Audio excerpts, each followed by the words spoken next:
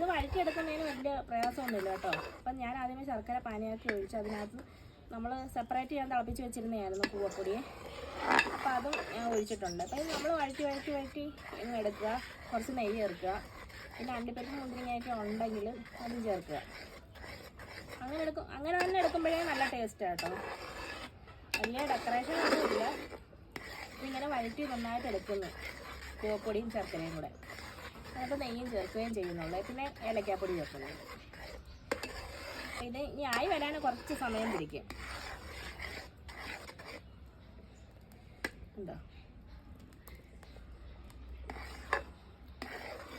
ഇത് നമുക്ക് കുട്ടികൾക്കും മുതിർന്നവർക്കും ഒക്കെ കഴിക്കാൻ പറ്റിയ വളരെ നല്ലൊരു ആഹാരമാണ് കേട്ടോ.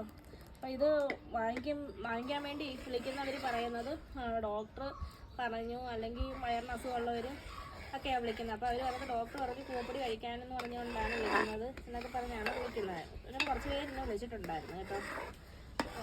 ലിവറിൻ്റെ ഫാറ്റി ലിവറിനൊക്കെ കുറയാൻ വേണ്ടിയിട്ടൊക്കെ കൂവപ്പൊടി കഴിക്കാനെന്ന് പറഞ്ഞിട്ടുണ്ട്.